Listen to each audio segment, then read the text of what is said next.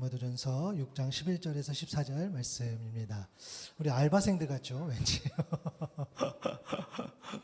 디모데전서 6장 11절에서 14절 말씀입니다.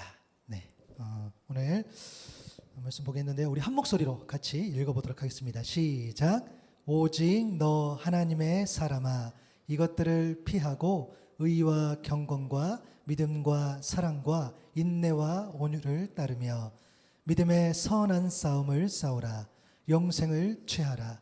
이를 위하여 내가 부르심을 받았고 많은 증인 앞에서 선한 증언을 하였도다.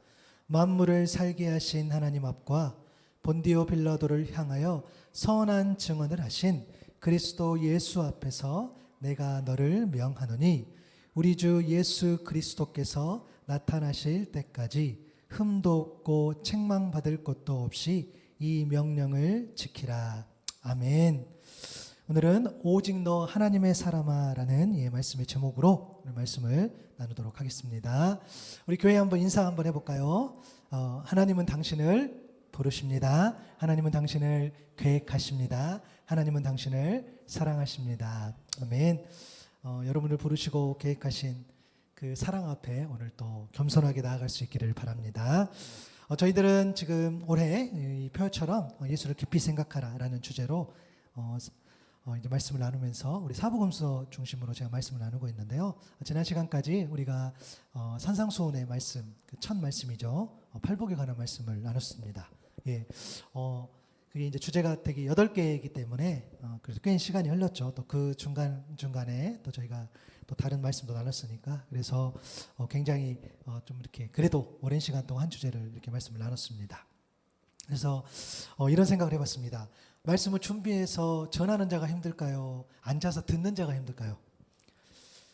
자체 심의해 본 결과 앉아서 듣는 게 더 힘들어. 예, 그런 의미에서 여러분들 참 잘하셨고요. 사람의 말은 너무 빈약하고 어눌해도 그럼에도 우리가 믿는 하나님께서는 온전하십니다. 그렇죠? 또 이 말씀 속에서 여러분 각자에게 주신 그런 하나님 위로가 있을 줄로 믿습니다. 네, 그 말씀을 움켜잡고 나가길 소망하고요.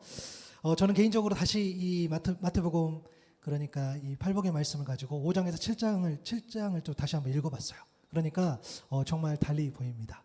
여러분들께서도 꼭 그렇게 되길 바랍니다. 우리가 이 팔복의 말씀이 왜 이렇게 강력할까라고 했을 때에 또 그 관점으로 또 한번 5장에서 6장, 7장을 또 보니까 또 달리 읽혀지더라고요. 이런 거겠죠. 마태복음 7장 7절 8절 말씀입니다. 한번 볼까요? 구하라 그리하면 너희에게 주실 것이요 찾으라 그리하면 찾아낼 것이요 문을 두드리라 그리하면 너희에게 열릴 것이니 구하는 이마다 받을 것이요 찾는 이는 찾아낼 것이요 두드리는 이에게는 열릴 것이니라. 아멘. 여러분 이 말씀 너무 우리에게 잘 알려진 말씀이죠. 우리가 기도하면 가장 먼저 생각나는 말씀. 이 말씀이 마태복음 5장에서 7장 사이에 이렇게 위치가 되어 있는데요.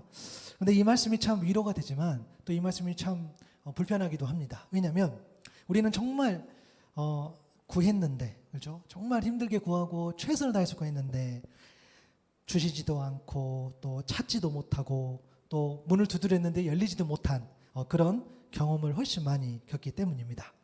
정말 최선을 다해서 구했어요. 최선을 다해서 기도했는데 우리에게 오는 것은 어떤 침묵만이 들리는 거죠. 그럴 때 우리가 상심합니다. 저도 마찬가지겠죠. 그런데 여러분 이런 질문을 한번 드려보겠습니다. 심령이 가난한 자의 그런 간구함을 여러분 주님께서 가볍게 여기시겠습니까? 애통하는 자, 온유한 자, 의에 줄이고 목마른 자의 부르짖음을 주님께서 모른다고 여러분 하시겠습니까? 또 긍휼히 여기는 자, 마음이 청결한 자, 화평을 만드는 자, 의를 위하여 박해를 받는 자의 그 간절함을 주님께서 모른다고 하실까요? 그래서 저와 여러분은 기도할 때에 내가 누구에게 기도하는지도 중요하죠. 또 내가 구하는 기도의 제목도 너무 중요하지만 그것도 점검해야 되겠지만 기도하는 나, 또 구하는 나, 어떠한 사람인지 그가 누구인지 어떠한 사람이 구하는지 기도하는지에 대해서도 여러분 늘 점검할 수 있어야 되겠습니다. 우리가 하나님의 어떤 그 주신 말씀, 특별히 우리가 최근에 팔복의 말씀을 좀 나눴었는데 그 말씀을 우리가 가치 있게 여기고 소중히 하는 사람, 또 그렇게 살아가려고 애쓰는 사람의 그런 기도에 귀 기울여 주시는 줄로 믿습니다. 우리가 먼저 하나님 앞에 그러한 자로 설 때에 우리의 기도를 정말 하나님께서 외면하실까라는 그 질문. 그런 의미에서 우리가 또 다음 한 주를 살아가실 때에 오늘 말씀도 또 묵상하겠지만 또 여러분들이 마태복음 5장, 6장, 7장을 또 이 팔복의 말씀으로 또 조명해서 또 이렇게 여러 말씀을 또 묵상해 볼 수 있기를 바라고요. 오늘 본문의 말씀을 택하고 묵상해 된 것은 저와 여러분이 지난 시간까지 이제 팔복을 묵상했기 때문에 그 팔복의 인격을 소유한 사람이 어떤 사람일까라는 그런 질문을 제가 던지면서 오늘 좀 말씀을 묵상해 보았습니다. 여러분, 우리는 이런 말을 자주 듣곤 합니다. 당신 누구 라인이야? 이런 이야기 듣지 않습니까? 누구 라인, 누구 사람, 그렇죠? 그런 이야기를 우리가 들어요. 특히 우리 대한민국은 좀 더 그런 것 같아요. 어떤 출신 지역, 또 그런 출신 지역, 또 뭐 학교, 어떤 뭐 회사, 그렇죠? 뭐 그런 어떤 뭐 누구 라인이야, 누구 사람이야 이런 말을 듣습니다. 또 교회도 마찬가지예요. 저희가 우리 교회 이름이 하노이 샘물교회인데 그러면 샘물교회라고 연결된 모든 교회에 혹시 관련이 돼 있냐라는 질문을 받습니다. 그렇죠? 그렇게 질문할 수 있겠죠. 여러분, 이게 부정적으로 보고 싶지는 않아요. 여러분, 어떤 좋은 무리가 있어요. 정말 존경받고 정말 괜찮은 어떤 무리, 어떤 집단에 내가 속해 있고 내가 거기에 어떤 연결된 사람이라 하면 되게 좋을 것 같아요. 기쁘죠? 그런 소속감이 있는데 여러분, 그러면 이 팔복의 인격을 소유한 사람이 가장 잘 어울리는 호칭이 뭘까요? 라고 생각했을 때는 저는 오늘 본문일 것 같았어요. 디모데전서 6장 11절에 보면 오직 너 하나님의 사람아 라고 시작합니다. 오직 너 하나님의 사람아. 오직 누구? 하나님의 사람아. 이 너라는 대명사에 내 이름을 넣고 상대방의 이름을 넣는다면 그 의미가 또 달라질 것 같아요. 그런데 또 조금은 더 무거울 수는 있겠죠. 저에게 하나님의 사람 뭐 강목사, 하나님의 사람 원시가 이렇게 부르면 되게 부담스러울 것 같기는 해요. 왜냐하면 이 호칭이 가볍게 들리지는 않기 때문입니다. 여러분도 한번 이름 넣어보시겠어요? 하나님의 사람, 우리 정기사님 죄송해요. 순영아. 너무 좀 부담스럽죠? 그렇죠? 이 하나님의 사람, 하나님의 사람이라는 호칭 때문인데요. 오늘 본문 디모데전서를 보면 이 사도 바울의 서신이죠. 젊은 목회자인 디모데를 향해서 말한 그런 목회 지침서와 같습니다. 지금 디모데가 섬기는 에베소 교회의 현안들을 잘 처리할 수 있도록 그런 마음으로 이 말씀을 전한 것이라 할 수 있어요. 바울이 이렇게 디모데를 향해 오직 너 하나님의 사람아 라고 그렇게 부를 때는 디모데가 정말 하나님의 사람이기 때문에 그렇게 부른 것도 있고 또 하나님의 사람이 되기를 바라는 마음으로 그렇게 오직 너 하나님의 사람아 라고 그런 의미로 또 불렀다고 볼 수 있을 것 같아요. 여러분, 하나님의 사람이 어떤 사람일까? 라고 우리가 생각해 보면 성경에는 하나님의 사람 보면은 여러분 잘 아는 모세가 하나님의 사람이라고 언급되어 있습니다. 그리고 사무엘, 하나님의 사람이죠. 그리고 다윗도 하나님의 사람, 하나님의 마음에 합한 자라고 언급이 되어 있어요. 그리고 스마야라는 선지자, 엘리야라는 선지자, 엘리사라는 선지자도 하나님의 사람이라고 언급되어 있는데 신약에 보면은 오늘 본문에만 언급이 되어 있어요. 하나님의 사람, 오직 너 하나님의 사람아 라고 기록이 되어 있어요. 디모데전서에 한 번, 그리고 디모데후서에도 하나님의 사람아 라고 이렇게 기록이 되어 있지만 어찌됐든 좀 직접적으로 인물을 지칭하는 그 표현은 이 디모데전서에서 한 번 나와요. 하나님의 사람라는 말이죠. 사실 디모데가 목회자이기 때문에 또 사역하기 때문에 바울이 디모데를 향해 하나님의 사람이라는 말을 사용했다고 생각할 수도 있겠습니다. 물론 그런 의미가 전혀 없다고도 할 수 없죠. 그러나 단정 지을 수 없는 게 뭐냐면 여러분, 목회자라고 해서 또 사역자라고 해서 다 하나님의 사람으로 살아간다라고는 말할 수 없기 때문입니다. 우리가 교회 다닌다고 해서 또 더 직분이 있고 오랫동안 신앙생활을 한다고 해서 더 하나님을 온전히 예배하고 더 하나님을 어떤 그 백성답게 하나님의 자녀답게 살아간다고 말할 수 없는 것 같은 그런 그거와 같은 이치입니다. 여러분, 하나님의 사람이라고 말하는 그 호칭은요, 결국에는 아마도 정체성에 관한 호칭이기에 이게 의미가 있는 것 같아요. 여러분, 정체성이란 게 뭐죠? 어떤 사람의 기능적인 역할에 관한 이야기가 아니죠. 하나님의 사람은 이것도 해야 한다, 저것도 해야 한다 하는 그런 사람이 아니에요. 하나님의 사람 하면 뭔가 잘해야 되겠고 뭔가 거룩해야 되겠고 그런 의미가 아니라는 거죠. 어떤 심오한 무언가를 해야 하는 그런 사람이 아닙니다. 정체성은 뭡니까? 나는 누구인가? 나의 뿌리는 어디에 있는가에 대한 관한 그 이야기인 거죠. 결국 하나님의 사람이란 하나님과의 관계 속에서 나는 누구인가 이 문제인 거죠. 하나님의 사람은 하나님을 향한 신앙을 가졌을 때 그 신앙의 인격으로 하나님과 함께 살아가고 동행하는 사람이 바로 하나님의 사람입니다. 하나님께 뿌리 내린 사람, 하나님께 속한 사람, 하나님의 성품과 관련이 있는 사람, 하나님의 아들 예수 그리스도를 따르기로 하고 그분을 닮아가고자 수고하고 애쓰는 사람, 그러한 사람이 바로 하나님의 사람인 줄로 믿습니다. 그런 의미에서 여러분, 저와 여러분이 늘 하나님의 관계 속에서 나는 누구인가 라는 그런 질문을 하고 또 점검하는 그런 사람이 될 수 있기를 바랍니다.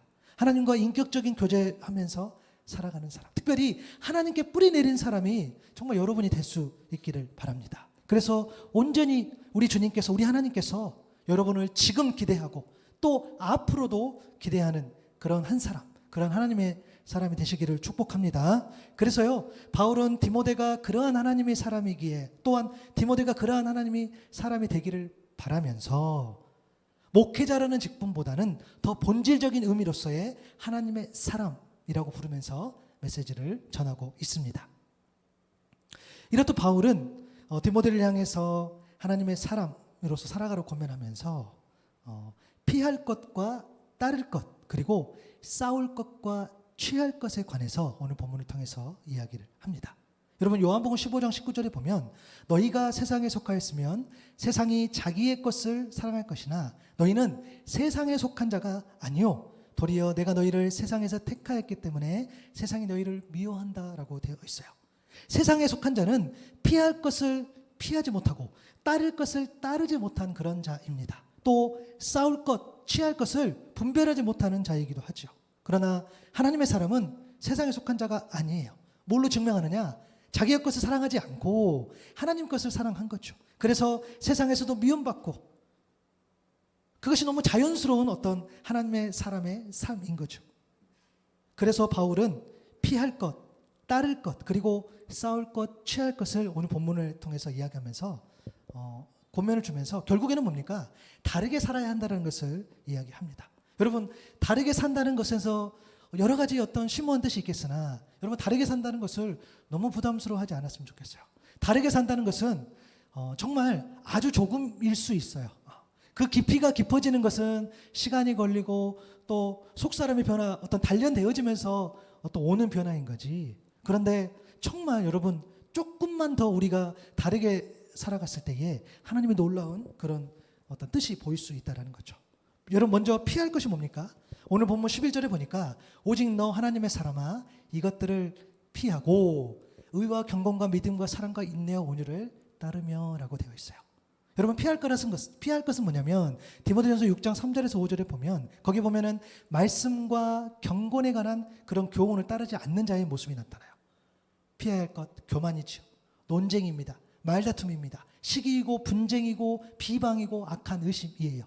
마음이 썩고 진리를 잃는 것, 이런 악한 것들을 우리가 피해야 하겠죠. 여러분, 그런데 이런 악한 것들에 뿌리가 있음을 우리가 잊지 않아야 됩니다. 디모데전서 6장 10절입니다. 돈을 사랑함이 일만하게 뿌리가 되나니 이것을 탐내는 자들은 미혹을 받아 믿음에서 떠나 많은 근심으로써 자기를 찔렀도다. 여러분, 제가 계속 말합니다. 바울이 또 예수님께서 성경에서 말할 때에 단순히 돈 자체가 문제라고 하는 것은 한 번도 없었어요. 돈을 사랑하는 것이 문제고 돈에 대해 인생의 목적과 의미를 두는 게 문제라는 거예요. 오늘 일만하게 뿌리라는 표현이 있어요.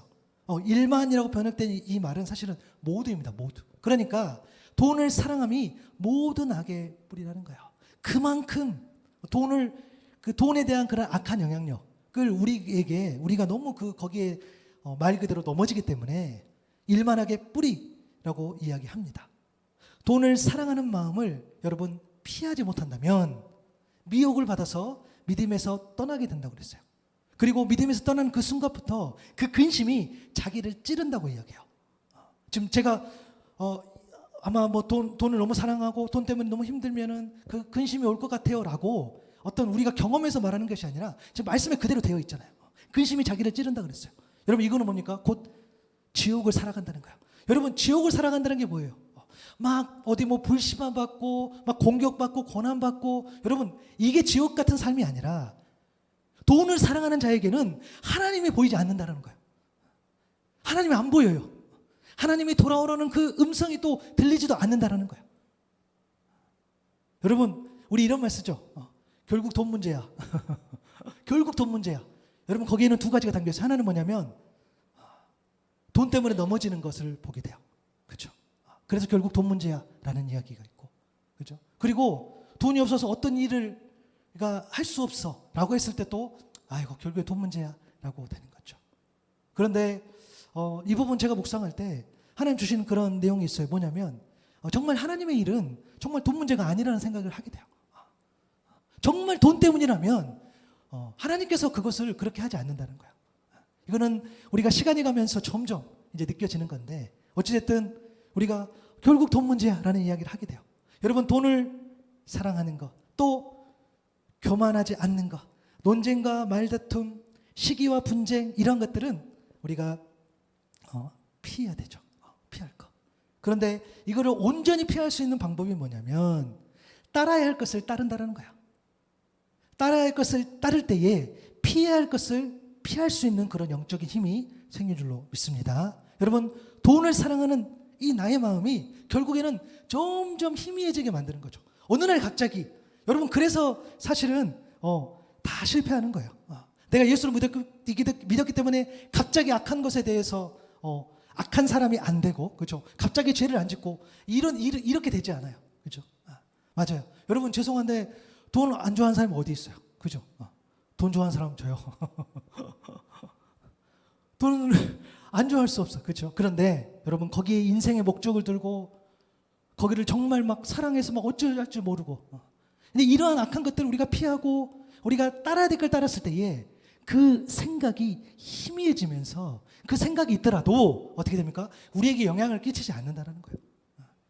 우리가 악한 것도 죄악 것도 우리 마음 가운데에 여러분 거짓도 있고 더러움도 있고 생기잖아요. 그런데 그게 없어진다는 개념이 아니라 그것이 나에게, 그런 것들이 나에게 임할지라도 내 속사람으로부터 그런 어떤 음성, 내가 막 나쁜 말 하고 싶고 거짓말하고 싶고 그 사람을 욕하고 싶고 공격하고 싶고 저주하고 싶고 그런 마음이 든다 할지라도 그런 마음이 실제 생겼어요. 그러나 그것이 희미해지고 그것이 나에게 영향을 주지 않는다는 것. 그러한 삶을 우리가 따라야 될 것을 따랐을 때에 온전히 채워진다는 거야. 오늘 보니까 의와 경건과 믿음과 사랑과 인내와 온유를 여러분 따르라겠어요. 여러분 우리가 의라는 부분은 계속 이야기했어요. 맞아요. 우리를 십자가의 은혜를 통해서 구원에 이르게 하는 의, 맞아요. 예수 그리스도 그 의죠. 그 의를 따라야 되는데 여러분 여기서 하나 더 붙일게요. 그 의를 힘입어서 의롭게 살아가는 의로운 삶으로서의 의도 이야기를 해요. 이론이 아닌 거죠. 실제적인 삶인 거죠. 내가 그 의를 따랐고 붙잡았을 때에 그로부터 오는 그런 의로운 삶을 우리가 따라야 된다는 거예요. 그리고 여러분 경건은 뭡니까? 하나님을 향한 온전한 두려움인 거죠. 무서움이 아니라 경외함, 거룩한 두려움, 존경과 사랑일 겁니다. 그래서 여러분 누군가 이렇게 말하죠. 들어봤을 거예요. 이 시대의 경건은 돈을 사랑하지 않는 것. 이 시대의 경건이 뭡니까? 돈을 사랑하지 않는 것이 이 시대의 경건이 되어버렸어요. 그만큼 우리가 이 재물 때문에 많은 흔들리는 걸 보게 됩니다. 여러분 믿음은 무엇입니까? 하나님에 대한 인간의 어떤 전적인 신뢰이겠죠. 여러분 믿음은 뭡니까? 보이지 않는 하나님을 보는 거죠. 보이지 않는 하나님을 느끼는 겁니다. 보이지 않는 하나님을 아는 거죠. 믿음이 아니고서는 하나님을 보지 못하고 느끼지 못하고 알 수 없기 때문입니다. 여러분 믿음이 아니고서는 우리가 어떻게 이 땅에 오신 예수 그리스도 그 성육신을 이해하겠고, 믿음이 아니고서는 어떻게 우리가 십자가와 부활을 이해하겠습니까? 그리고 다시 오심을 우리가 어떻게 믿음이 아니고서 그를 받아들일 수가 있겠습니까? 여러분 사랑은 뭐죠? 요한복음 3장 16절이죠. 하나님이 세상을 이처럼 사랑하사 독생자를 주셨으니 이는 그를 믿는 자마다 멸망하지 않고 영생을 얻게 하려 하심이라. 여러분 정말 죄송한데 사랑을 정말 너무 좀 이렇게 좁게 소극적으로 좀 해석하지 않았으면 좋겠어. 사랑해, 너무 좋아. 여러분 하나님이 세상을 이처럼 사랑했어요. 내가 너 사랑해. 저 멀리서 내가 너 사랑한다니까. 하나님 한 번도 그런 적이 없어요. 독생자를 죽음에 이르게까지 우리를 살리기 위해서 사지로 몰아서 정말 생명을 걷어가는 거기까지 하나님께서 사랑하셨다는 거예요. 그리고 그 사랑은 뭡니까? 여러분이 저와 돌아올 때까지 기다려주시는 그 사랑, 그 긍휼, 그 자비, 그 은혜, 그 사랑을 이야기합니다. 그리고 여러분, 인내가 뭐죠? 이는 야고보서 2장 3절이죠. 이는 너희의 믿음의 시련이 인내를 만들어내는 줄 너희가 압니다. 고난을 참고 견디는 그런 힘, 바로 믿음의 인내겠죠. 그리고 온유함은 뭐였죠? 온유는 부드럽고 온화함인데, 그런 인간적인 온유함을 넘어서서 하나님의 의를 기꺼이 참고 인내하고 침묵하는 그런 부드러움, 그런 인내함, 그렇죠. 그것을 온유라고 이야기했습니다. 여러분, 이처럼 우리가 피할 것을 또 피하고 따를 것을 따를 때에 우리는 정말 세상에서 전혀 다르게, 전혀 달리 보고 살아갈 수 있다는 거예요.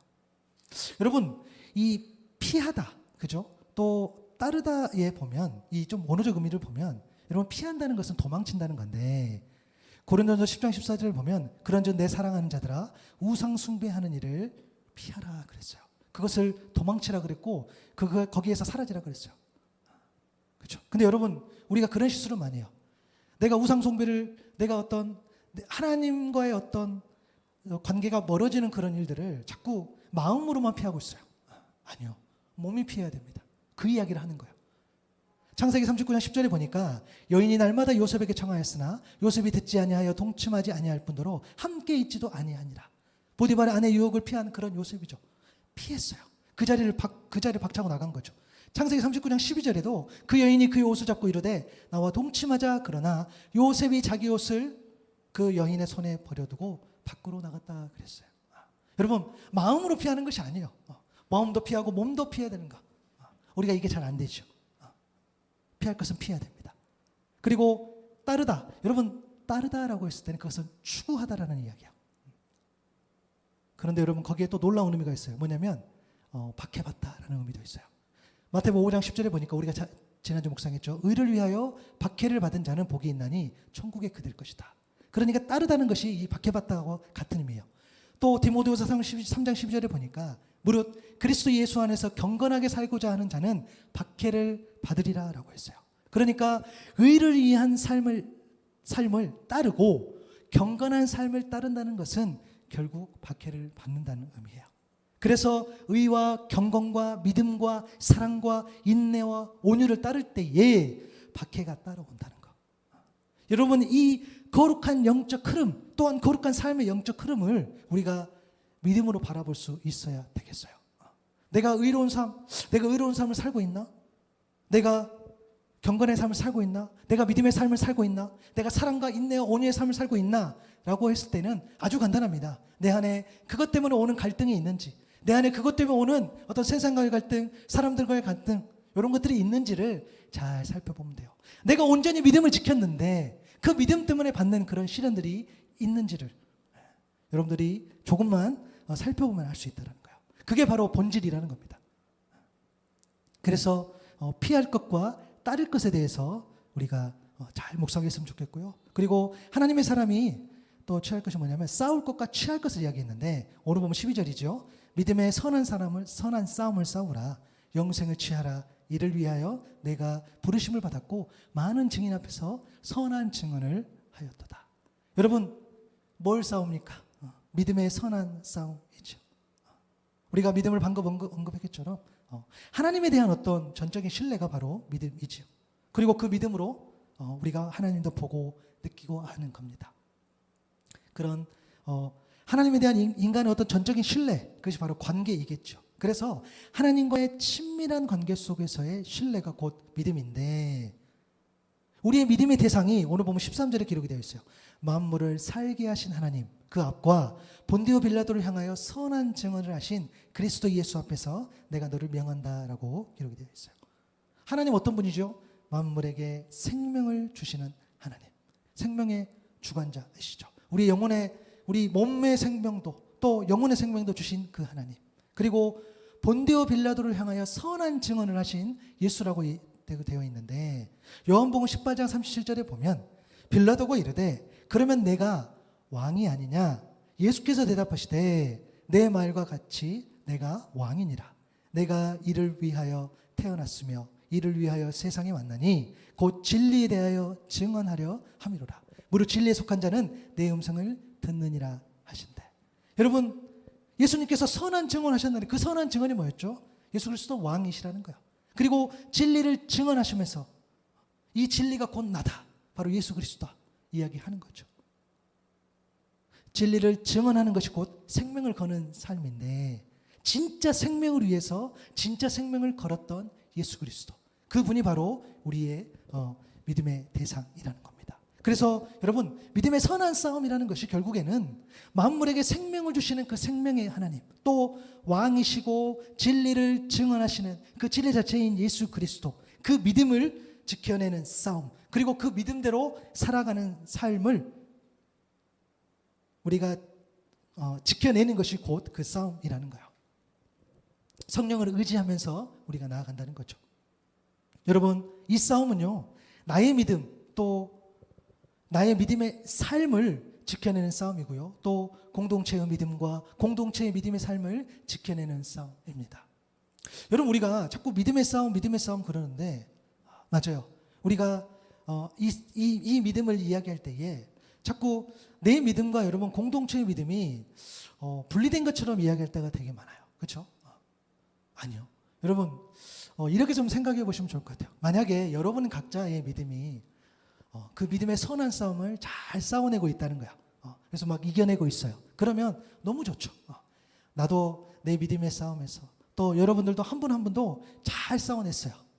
그러면 그 공동체의 어떤 믿음의 싸움도 굉장히 좋은 거죠. 그런데 만약에 내가 잘 못 싸우고 있어, 내가 넘어지고 있어, 여러분들 중에 누가 넘어지고 있어, 그럼 다 같이 무너진다고 생각해 보세요. 그럼 다 같이 무너지는 거예요. 그러나 한 명이라도, 공동체의 한 영혼이라도 그 믿음의 선한 싸움, 그 피 튀기는 그 싸움, 그 악한 영들과 그 싸움, 내 믿음을 지켜내고 버텨내는 그, 만약에 그러한 사람이 공동체에 있다면 그 선한 영향력을 하나님께서 사용하신다는 거예요.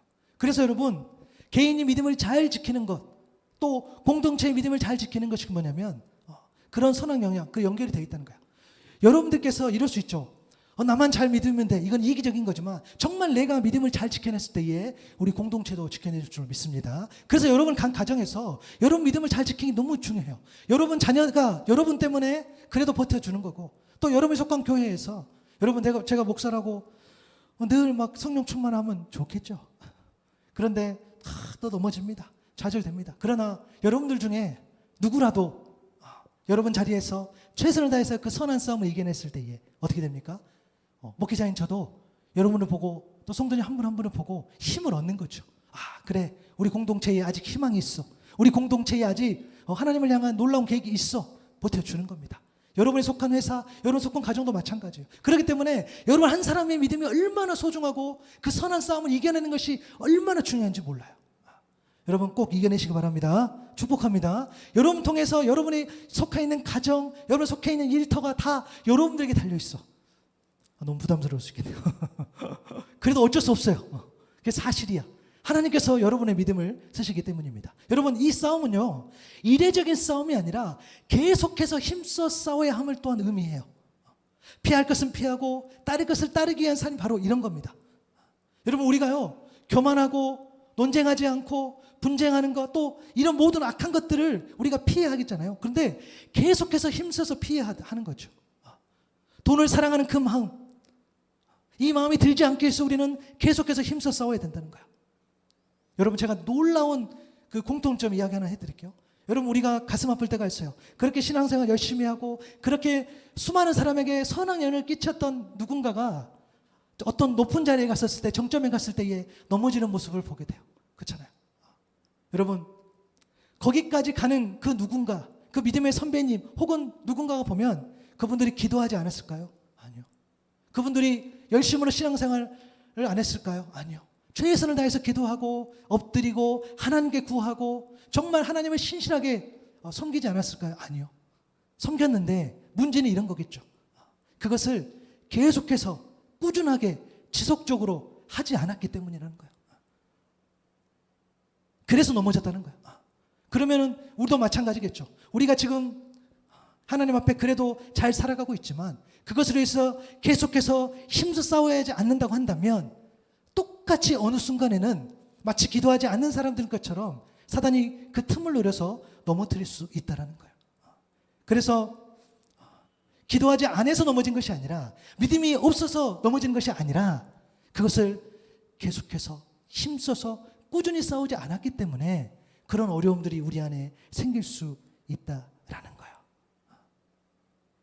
그래서 여러분 정말 이 싸움, 이 영적인 싸움, 우리가 하나님 부르신 받은 그날까지 우리가 계속해서 힘써 싸워야 된다는 것을 여러분 기억하시기 바랍니다. 누구든 그렇게 꾸준하게 지속적으로 싸우지 않으면 다 넘어질 수 있다는 거예요. 또한 의와 경건과 믿음과 사랑과 인내와 온유를 우리가 추구할 때도 마찬가지겠죠.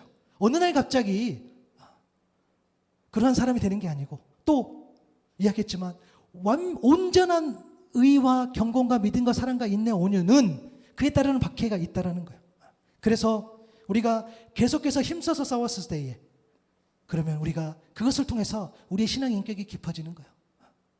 주님이 가셨던 그 좁은 문으로 들어가기 위해서 안간히 쓰는 것, 그것이 저와 여러분이 살 길인 줄로 믿습니다. 오늘 본문 15절에 보니까 믿음의 선한 싸움을 싸우라, 영생을 취하라. 이를 위하여 내가 부르심을 받았고 많은 증인 앞에서 선한 증언을 하였도다.